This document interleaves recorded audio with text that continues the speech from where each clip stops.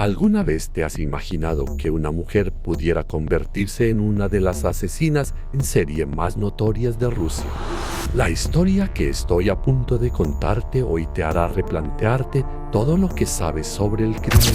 Una mujer con una apariencia aparentemente dulce, pero tan despiadada que mató a 17 personas por una razón aterradora: la adicción al alcohol. Cada uno de sus asesinatos fue llevado a cabo con frialdad, brutalidad y de una manera que desafiaba toda explicación. Profundicemos en los detalles para descubrir la verdad detrás de esta historia escalofriante. Y no olvides darle like y suscribirte para no perderte otros videos emocionantes. La historia comienza en junio en la ciudad de Krasnoufimsk, en la provincia de Sverdlovsk, Rusia. Una mañana, la policía local recibió una llamada urgente de una joven. En estado de pánico, informó que acababa de descubrir el cuerpo de su abuela en su casa. Según la declaración inicial, la chica tenía el día libre y decidió visitar a su abuela. Sin embargo, al entrar en la casa, notó un silencio inusual a su alrededor. A pesar de llamar varias veces a su abuela por su nombre, nadie respondió, por lo que empezó a buscar por las habitaciones. Cuando abrió la puerta del dormitorio, se horrorizó por la espeluznante escena. Su abuela, Sosnik, de 80 años, yacía boca abajo en el suelo junto a un gran armario de madera. Su cabeza había sufrido un traumatismo severo, casi completamente aplastada, y la sangre se había empapado en el suelo. La escena en la habitación indicaba que alguien había entrado y buscado algo, con el armario y los cajones abiertos y las pertenencias esparcidas por el suelo. Al recibir la llamada, la policía llegó rápidamente al lugar. Inmediatamente acordonaron el área y comenzaron el proceso de recolección de pruebas. Mientras examinaban la escena, los investigadores descubrieron varias huellas dactilares desconocidas en objetos de la casa. Estas huellas se encontraron en manijas de puertas, tiradores de cajones y varios artículos que parecían haber sido movidos. La policía envió todas las huellas dactilares para su análisis y comparación con la base de datos criminal nacional. Sin embargo, los resultados del examen no arrojaron avances significativos. Las huellas recogidas no coincidían con ningún individuo con antecedentes penales ni con registros en el sistema. Esto hizo que el caso se volviera mucho más complicado, ya que la policía no pudo identificar a ningún sospechoso. Mientras la investigación del primer asesinato aún estaba en curso sin avances importantes, ocurrió inesperadamente un segundo asesinato. Esta vez, la víctima fue otra mujer anciana que vivía sola. Tras examinar la escena del crimen, la policía determinó que había sido atacada por la espalda con un objeto contundente. El fuerte golpe en la cabeza le causó heridas graves, lo que provocó su muerte en el lugar. La casa de la víctima también estaba desordenada, con objetos revueltos, al igual que en la escena del asesinato anterior. Durante la investigación, los detectives descubrieron huellas dactilares en la escena del segundo asesinato. Al compararlas con las recogidas en el primer asesinato, los resultados mostraron una coincidencia total. Basándose en esta evidencia, la policía concluyó que ambos asesinatos fueron cometidos por el mismo autor.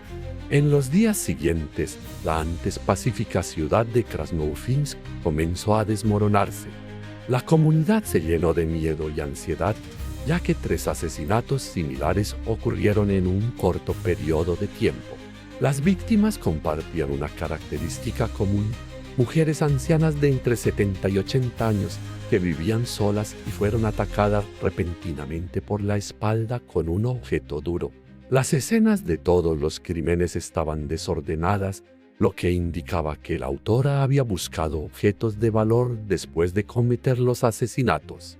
Dadas las similitudes entre los casos, la policía concluyó que el asesino probablemente era un hombre de unos 30 años. Especularon que podría ser un lugareño, ya que solo alguien familiarizado con la zona podría moverse y actuar con tanta discreción sin dejar rastros evidentes. A pesar de que las autoridades aumentaron la escala de la investigación, endurecieron el control local y recibieron un creciente apoyo de la comunidad. El autor parecía sentir la presión. A pesar de que las autoridades aumentaron la escala de la investigación, endurecieron el control local y recibieron un creciente apoyo de la comunidad. El autor parecía percibir la presión. Desapareció misteriosamente tras los asesinatos, sin dejar rastro. Aunque con el tiempo no se descubrieron más víctimas, la policía permanecía intranquila. Por el contrario, temían que el asesino simplemente estuviera esperando el momento más oportuno para atacar de nuevo. Y justo como sospechaba la policía, en 2005 la serie de asesinatos impactantes en Krasnoufimsk se reanudó con una nueva víctima. Esta vez, el objetivo del asesino fue la señora Morsayeva, una mujer anciana que vivía sola en su casa. El incidente ocurrió una noche mientras ella estaba sola en casa. De repente, un agresor desconocido irrumpió y le golpeó la cabeza 2 veces con un martillo. En medio del dolor insoportable y el pánico, la señora Morsayeva gritó pidiendo ayuda. Sus gritos pueden haber sorprendido al asesino y haberlo hecho perder la compostura, lo que lo llevó a huir de la escena sin continuar el ataque. Afortunadamente, la señora Morsayeva sobrevivió a la terrible experiencia. Según su médico tratante, la razón por la que sobrevivió fue debido al grueso sombrero de cuero que llevaba puesto, lo que redujo significativamente el impacto de los 2 golpes en la cabeza. Al escuchar sus gritos, vecinos cercanos acudieron rápidamente a ayudar. Durante la investigación, la policía recopiló declaraciones de testigos. Uno de los residentes cercanos afirmó haber visto claramente el rostro del agresor. Lo que sorprendió aún más a los investigadores fue que este testigo insistió en que el atacante era una mujer de cabello rubio. Inicialmente, la policía se mostró muy escéptica con respecto a este detalle. Creían que el testigo podría haberse equivocado en una situación tan tensa o que el agresor podría haberse disfrazado intencionalmente como mujer para desviar la investigación. Basándose en su evaluación habitual, los asesinatos en serie que implican un comportamiento tan violento suelen ser cometidos por hombres, rara vez por mujeres. Sin embargo, al ser interrogada con más detalle, la señora Morsayeva, a pesar de su estado frágil, insistió en que la atacante era una mujer rubia de aproximadamente 30 años. Afirmó que había visto claramente el rostro de la agresora durante el enfrentamiento cuando fue atacada. La señora Morsayeva incluso recordó un detalle importante antes de que ocurriera el ataque. Según ella, unos días antes se había colocado un aviso justo frente a su puerta. El aviso decía ser del Departamento de Servicios Sociales, solicitando que estuviera en casa un día específico para una inspección del sistema de gas. Al creer que se trataba de un aviso oficial del gobierno, la señora Morsayeva siguió las instrucciones. El día programado, se quedó en casa esperando que llegara la persona para la inspección. A la hora acordada, una mujer se presentó en su puerta. La señora Morsayeva pensó que se trataba de la trabajadora de servicios sociales asignada para la inspección, por lo que abrió la puerta sin dudar. Sin embargo, tan pronto como abrió la puerta, fue atacada.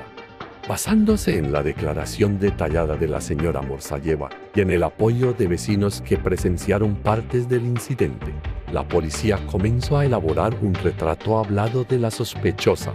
Esta imagen fue ampliamente difundida a través de los medios locales para pedir la cooperación de la comunidad.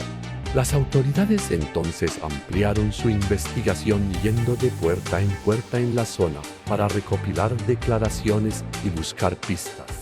Interrogaron a cientos de familias, centrándose especialmente en la lista de trabajadoras sociales del área para verificar si alguna coincidía con la descripción de la sospechosa. La policía también se enfocó en revisar a todas las mujeres con cabello rubio de la zona, según las características proporcionadas por los testigos. Sin embargo, a pesar de sus incansables esfuerzos y del creciente alcance de la investigación, Las autoridades no encontraron pistas concretas que condujeran a la sospechosa. Algún tiempo después del ataque a la señora Morsayeva, ocurrió otro asesinato, esta vez en Ufa, a más de 200 kilómetros de Krasnoyarsk. La víctima fue la señora Bratukina, de 80 años, encontrada muerta en su propia casa. La escena del crimen mostraba signos de entrada forzada y, notablemente, el asesino había dejado una nota. En la nota, el agresor fingía ser un empleado de una oficina de servicios de vivienda, proporcionando una razón legítima para acercarse a la víctima. La policía local comenzó inmediatamente a investigar la nota. Recogieron huellas dactilares de la nota e interrogaron a todos los empleados de la oficina de servicios de vivienda de la zona para ver si alguno podía estar relacionado con la sospechosa. La investigación se amplió y las autoridades verificaron la información personal de decenas de miles de residentes que vivían en Ufa. A pesar de lanzar una investigación a gran escala, no se encontraron conexiones directas con el asesinato. Al darse cuenta de que no estaba siendo rastreado, el asesino se volvió más audaz y sofisticado. En lugar de detenerse, el asesino expandió su territorio, trasladándose a ciudades más grandes como Ekaterimburgo y Nizhny Tagil. Esta vez, el asesino cambió nuevamente su método, disfrazándose como trabajador eléctrico, lo que le permitía acercarse fácilmente a víctimas ancianas que vivían solas. Después de cometer los asesinatos, el asesino dejaba deliberadamente rastros engañosos en la escena. En algunos casos, el asesino usó una plancha para quemar manteles, creando marcas falsas que hacían creer a la policía que el incidente fue un accidente doméstico o para confundir la escena del crimen. Estas acciones no solo mostraban la brutalidad del asesino, sino que también reflejaban su naturaleza fría y calculadora. Sin embargo, durante la investigación, la policía detuvo temporalmente a una sospechosa llamada Marina Baleva, de 29 años. Marina era una mujer desempleada con antecedentes de adicción a las drogas en su juventud y signos de inestabilidad psicológica. Notablemente, fue identificada como alguien con una actitud hostil hacia los ancianos, lo que coincidía con el perfil psicológico de la sospechosa que la policía había estado siguiendo. Durante el interrogatorio, Marina negó rotundamente todas las acusaciones hechas por la agencia investigadora. Afirmó que tenía un pasado problemático, habiendo sufrido abusos por parte de su madre biológica durante toda su infancia. Esto provocó un odio profundo hacia las personas mayores en ella. Sin embargo, Marina también enfatizó que, a pesar de su odio, nunca había tenido la intención ni realmente había hecho daño a ningún anciano. Para verificar su declaración, el equipo de investigación recogió las huellas dactilares de Marina y las comparó con las encontradas en escenas de crímenes anteriores. Los resultados forenses demostraron que sus huellas dactilares no coincidían con ninguna de las pruebas registradas. Con base en esto, y sin otra evidencia convincente para condenarla, la policía no tuvo más remedio que liberar a Marina. Sin embargo, el caso no terminó ahí. Unas semanas después de que Marina fuera liberada, alrededor de mayo de 2010, ocurrió otro asesinato con características casi idénticas a los casos anteriores. Desde el método del asesinato hasta el perfil de la víctima, todo indicaba que el asesino seguía libre. La víctima esta vez fue la señora Povarnicina, de 81 años, quien vivía sola en la ciudad de Ufa. Durante 2 días seguidos, los vecinos notaron que no fue al mercado como de costumbre, lo que les causó preocupación. Cuando fueron a su casa para comprobar, encontraron la puerta firmemente cerrada y, a pesar de tocar varias veces, no hubo respuesta. Tras forzar la entrada, la policía descubrió el cuerpo de la señora Povarnicina boca abajo en la bañera, una escena horripilante. Un punto de inflexión crucial en la investigación llegó cuando uno de los vecinos de la señora Povarnicina proporcionó una nueva y creíble pista a la policía. Este vecino recordó que, poco antes del asesinato, la señora Pobarnicina había contratado a una pintora para que la ayudara a repintar las paredes de su casa. Según el vecino, la pintora vivía cerca del depósito de locomotoras de la ciudad. Un detalle que llamó la atención de la policía fue que la apariencia de la mujer se parecía mucho al retrato hablado que los investigadores habían difundido previamente al público. Basándose en esta pista, la policía amplió rápidamente su investigación y realizó una búsqueda exhaustiva del área circundante donde la sospechosa podría residir. Después de varias semanas de investigación ininterrumpida y entrevistas a más de 3.000 personas, a principios de junio de 2010 la policía finalmente identificó a la sospechosa. La persona sospechosa del caso era Irina Gaidamachuk, una mujer de 38 años que trabajaba como pintora. Al revisar sus antecedentes, la policía descubrió que la sospechosa no poseía pasaporte. Esto se consideró altamente inusual dado el estricto sistema de registro poblacional en Rusia. Tan pronto como se confirmaron los signos iniciales de sospecha, la policía inició de inmediato los procedimientos legales para obtener una orden de registro de la residencia de Irina. Durante el allanamiento, los investigadores descubrieron una pieza de evidencia crucial. Era un martillo manchado de sangre escondido en un rincón apartado de la casa y se parecía mucho al arma utilizada en los asesinatos anteriores. Además, también encontraron huellas dactilares de Irina y varias muestras de escritura a mano en diversos objetos domésticos. El análisis forense mostró que las huellas dactilares y la escritura coincidían con los datos previamente recolectados en las escenas del crimen. Además, los investigadores también analizaron de mechones de cabello encontrados en la escena. Estos eran cabellos que la víctima había logrado arrancar mientras se defendía del atacante. Al compararlos con el ADN de Irina, los resultados fueron una coincidencia perfecta. Con todas las pruebas cruciales en mano, la policía tuvo suficientes fundamentos para concluir que Irina Gaidamachuk era la autora de los asesinatos en serie. Fue acusada de haber cometido un total de 17 asesinatos consecutivos, dirigidos a mujeres mayores que vivían solas. El 7 de junio de 2010, Irina Gaidamachuk fue arrestada oficialmente tras una larga e intensa investigación. Durante el interrogatorio, confesó todos sus crímenes y admitió que fue ella quien cometió la serie de asesinatos atroces durante varios años. Con su confesión, finalmente terminó la cadena de asesinatos que había atormentado al público durante tanto tiempo. Sin embargo, la brutalidad de cada asesinato y los métodos fríos de Irina todavía estremecen a los habitantes cada vez que se menciona el caso. Según los informes, Irina Gaidamachuk nació en 1972 en la ciudad de Nyagan, ubicada en la región occidental de Siberia, Rusia. Desde joven, Irina estuvo expuesta al alcohol y comenzó a consumirlo. Creció en un ambiente familiar problemático, donde tanto su padre como su madre eran alcohólicos empedernidos.